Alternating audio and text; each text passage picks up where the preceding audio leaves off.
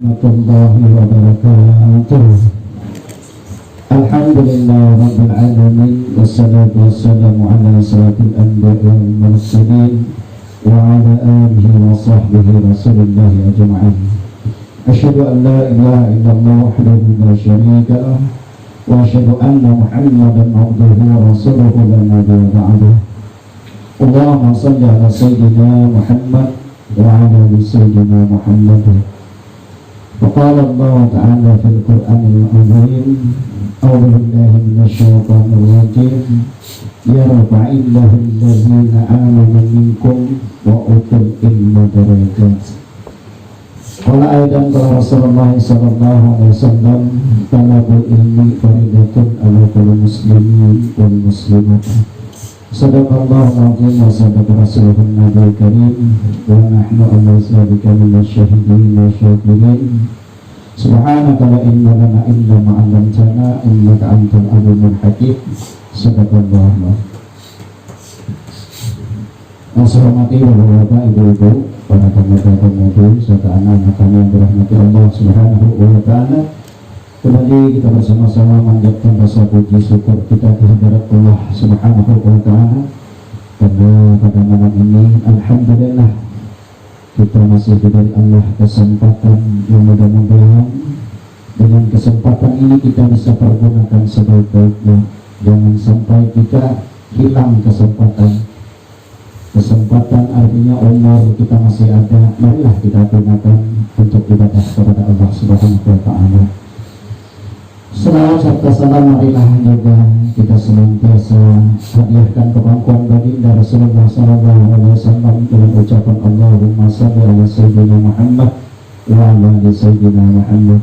Mudah-mudahan dengan kita senantiasa bersalawat kepada Rasulullah SAW kita mendapat syafaat beliau nanti di yaumul qiyamah, dan mudah-mudahan Allah Subhanahu wa Ta'ala mengumpulkan kita bersama Rasulullah SAW bersama orang-orang saleh, para sahabat di dalam surga Allah. Amin ya Allah ya Rabbal alamin. Bapak Ibu yang dirahmati Allah Subhanahu wa Ta'ala, marilah kita bersama-sama setelah kita membaca surah Yasin, kita mendengar pengajian yang kami bacakan, yang terambil dari kitab Jauhul Mawquf. Dan mudah-mudahan apa yang kami sampaikan nanti bermanfaat untuk kami dan kita semuanya dalam kita mengarungi kehidupan dunia ini, mudah-mudahan terutama kepada anak-anak kami yang masih belajar, yang masih sekolah. Jadi kami mengambil malam ini paslon atau pasal fadail ilmi, artinya keutamaan ilmu. Di dalam sebuah hadis Rasulullah SAW waqala Rasulullah SAW, telah bersabda Rasulullah SAW, man jara aliman faka'anna majarani. Kata Rasulullah SAW, siapa orang ziarah kepada orang alim, kita ziarah aja mengunjungi orang-orang alim. Kata Rasulullah SAW, faka'anna majarani, maka orang itu seumpama ziarah kepada aku, kata Nabi. Jadi kalau kita di dunia ini suatu hidup kita ziarah kepada orang alim, kita datang ke rumah orang alim, kemudian kita mendengar ilmunya, tambah banyak berkahnya, kita ziarah saja kepada orang alim, maka kata Rasulullah SAW, maka engkau bagaikan ziarah kepada aku.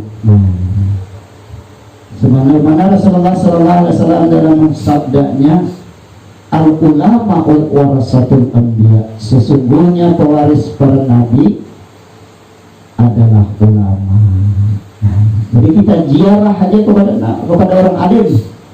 Setelah sepeninggal Rasulullah, maka kita laksana ziarah kepada Nabi SAW. Coba. Wa man sabiha aliman ka'annama sabihani. Nah, siapa orang sabiha artinya bersalaman, berjabat tangan dengan orang alim. Nah, kita salam orang alim, kita cium tangannya, kita muliakan ninya. Nah, Faka'annama sabahani, maka kita itu seumpama kita berjabat tangan dengan aku, kata Rasulullah sallallahu alaihi wasallam. Kira-kira dapat kalau kita berjabat tangan dengan Rasulullah sallallahu alaihi wasallam di hari kiamat. Nah, jadi sebelum hari kiamat Rasulullah mengajarkan kepada kita berjabat tangan dengan orang alim aja sama dengan berjabat tangan kepada aku, kata Rasulullah sallallahu alaihi wasallam. Kemudian kata Rasulullah, man jalasa aliman, barang siapa orang yang duduk bersama orang alim, orang ahli ilmu. Orang alim itu orang ahli ilmu. Kita duduk kepada orang ahli ilmu tadi itu. Bahkan nama jalasa di dunia. Nah, barang siapa yang duduk bersama orang alim seumpama duduk di dunia. Wa man jalasa di dunia. Nah, maksudnya itu siapa yang berduduk jalasa fidunya ajlastuhu ma'a yaumal qiyamah, maka ia seperti duduk dengan aku, kata Rasulullah, man jalasa fidunya ajlastuhu ma'a yaumal qiyamah, maka ia seperti duduk aku dengan aku nanti pada hari kiamat. Nah, duduk dengan orang alim. Barang siapa ziarah akan orang alim pada seolah-olah ia seperti ziarah kepada aku, dan barang siapa berjabat tangan akan orang alim, maka seolah seperti ia berjabat tangan dengan aku, kata Rasulullah.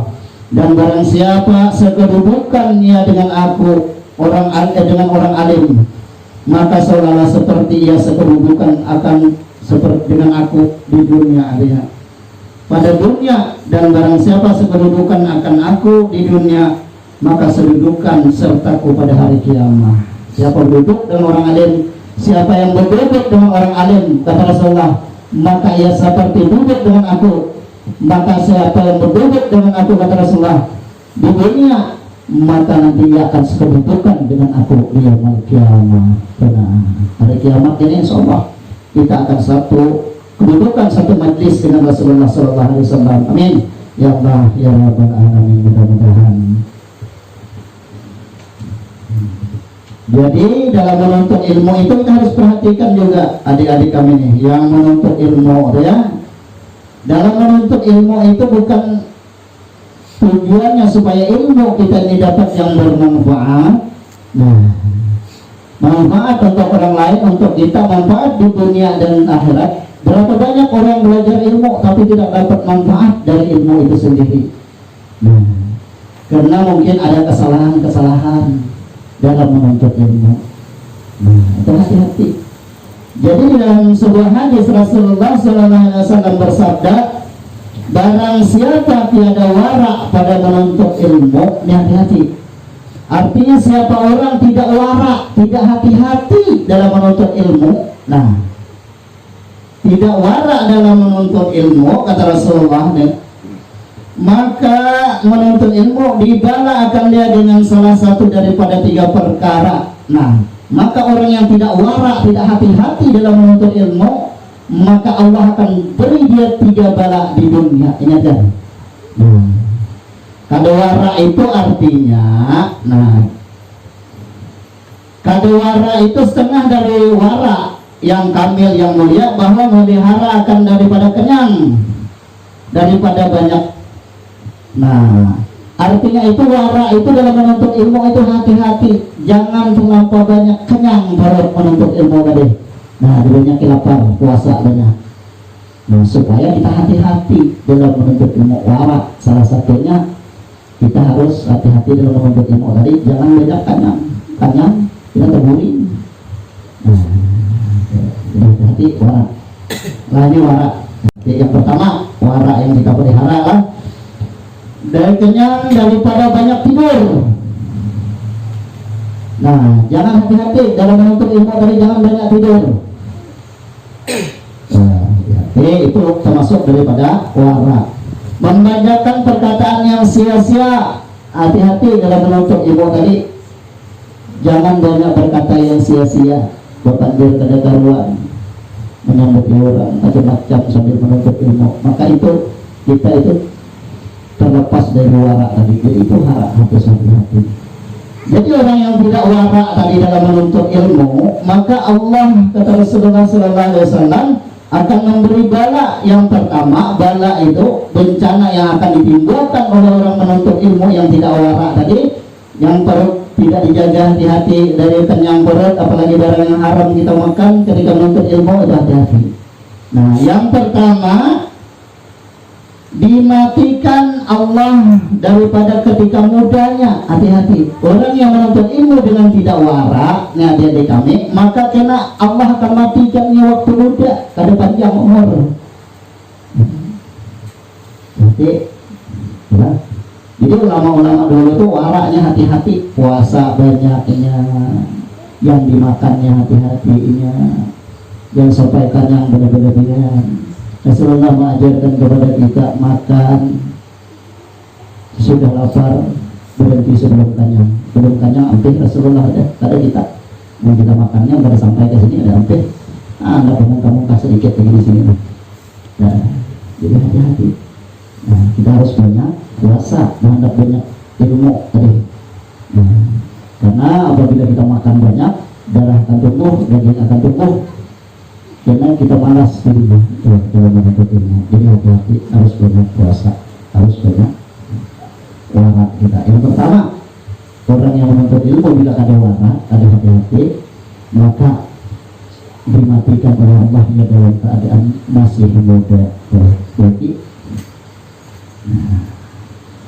atau jatuh akan dia pada pihak tepi neraka negeri dengan berkhidmah pada raja. Artinya itu orang itu karena dengan ilmunya itu yang kalau bisa mengamalkan ini berkhidmah raja aja. Jadi tukang jilat jarang kita ini. Dan tukang jilat penguasa. Nah, Al-Quran diputar balikan, hadis diputar balikan. Itu karena ada warak. Kita lihat aja di TV, yang salah dibila juga, yang salah dibujurakan. Ini karena apa? Karena waktu dia menuntut ilmu dia ada warak. Akhirnya ia berhikmah kepada raja. Jadi pembila penguasa yang dia salah dibila dia lagi. Wan ilmunya dari itu. Tuh, hati-hati dengan ilmu kita. Nah, maka mengetahui adalah orang yang menuntut ilmu itu terlebih warak niscaya adalah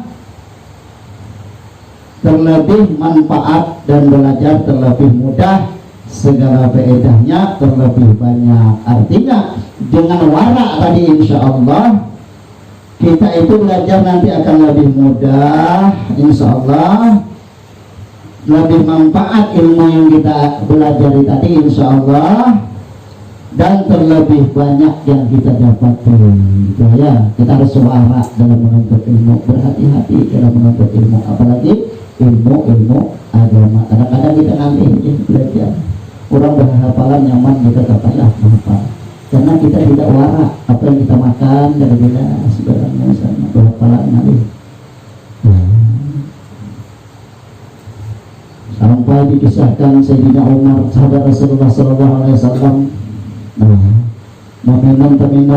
meminum susu, kemudian disabarkan oleh sahabatnya bahwa yang diminumnya itu barang yang tidak halal, sampai dikorek dimuntahkan Sayyidina Umar, korek-koreknya sampai keluar muntah. Begitu waraknya orang-orang terdahulu, warak-waraknya ahli ilmu. Tuh harus hati-hati kita juga dalam menuntut ilmu. Yang warak tadi salah satunya adalah kurangi makan, banyak berpuasa. Kemudian yang kedua, kurangi tidur, jangan banyak boring, apalagi sebelum tahajud kuliah nanti dapat ilmu. Nah, ilmu itu bukan sebatas belajar. Allah bisa turunkan juga ilmu yang tanpa kita belajar, karena ada dalam hadis, man amila bi mima alima warasahullah ilma man lam ya'lam. Siapa orang yang mengamalkan apa yang ketahui, maka Allah akan beri ilmu yang Allah akan wariskan ilmu yang belum ia ketahui. Kita amalkan yang kita ketahui, insya Allah nanti Allah akan wariskan ilmu yang belum kita ketahui. Nah, kita amalkan salat tahajud malam, kita tahu kaidah ketahuan salat tahajud, insya Allah Dengan tahajud malam Allah akan berikan ilmu kita yang belum kita ketahui, insyaallah. Allah bukakan pintu hati kita, insyaallah. Nah, jadi orang sekarang ini banyak menuntut ilmu, salah satunya ilmunya kurang berkah, etika adab dengan guru kurang juga. Nah, ta'zim dengan guru, mengagungkan guru kurang. Kadang-kadang kita lihat aja ke kanak-kanak ini, tahu guru, tahu berbual, beruncaknya di depannya, joggingnya guru. Ya apa? Ilmu berkah kanak-kanaknya.